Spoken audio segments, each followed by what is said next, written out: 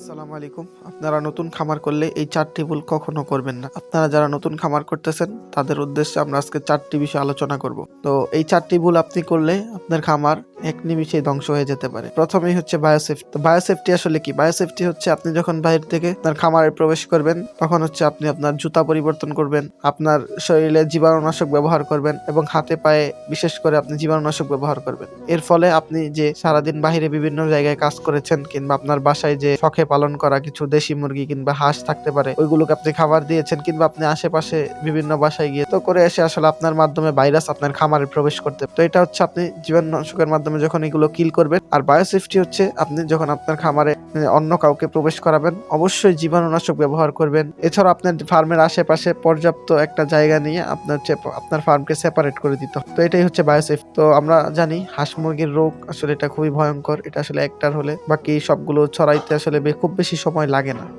তো এক নিমিষে আপনার খামার ধ্বংস হয়ে যেতে পারে। তো আপনারা যারা নতুন খামারি তারা হচ্ছে বায়োসেফটিটা মেনটেন করবেন। আসলে এটা অনেকেই গুরুত্ব দেয় না তেমন একটা। তো আপনারা বায়োসেফটিটা প্রথমেই, এটা আমি বলবো প্রথম কাজ যে আপনারা হচ্ছে আপনার বায়োসেফটিটা 100% মেনটেন করবেন এবং চেষ্টা করবেন যদি যারা খামার করেন তারা হচ্ছে বাসায় শখে সাইরা মুরগি না পালার, কারণ ওই সারা মুরগিগুলার আপনাদের ওইরকম একটা ভ্যাকসিন করার না, যার কারণে ওই মুরগিগুলা থেকেই আপনার খামারে রোগ প্রবেশ করবে। আর একবার যখন আপনার খামারে রোগ প্রবেশ করবে আপনার মুরগিকে যতই ভ্যাকসিন করানো থাক না কেন এগুলো আসলে আক্রান্ত হয়েই যায়।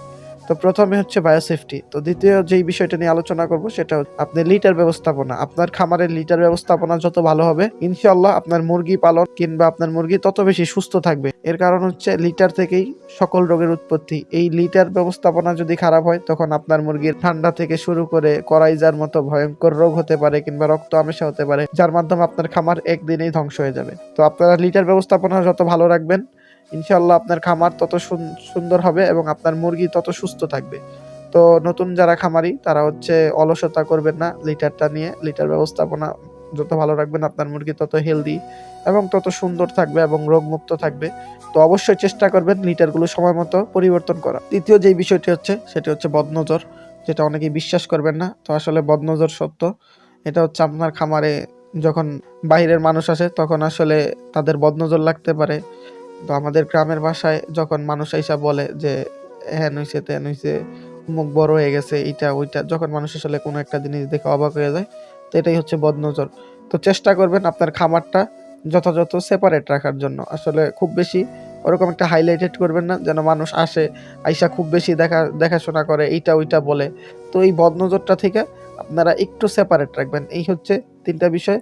আর লাস্ট একটা বিষয় সেটা হচ্ছে আপনি আপনার খামারকে সবসময় পরিষ্কার পরিচ্ছন্ন রাখবেন। যে এরা আসলে হাঁস মুরগি কিংবা দেখে যে আপনি এগুলোকে একটু অপরিষ্কার জায়গায় রাখবেন, কখনোই এটা করবেন না। আপনি যেরকম আপনার নিজের রুমটা গুছিয়ে সুন্দর রাখেন ওইরকম রাখবেন, ইনশাল্লাহ আপনার খামার খুবই সুন্দরভাবে থাকবে এবং খুব সুন্দর, এবং আপনি এর সুফল পাবেন ইনশাল্লাহ। আমাদের এই সম্পূর্ণ ভিডিওটি ভালো লাগলে আমাদের চ্যানেলটিকে সাবস্ক্রাইব করুন।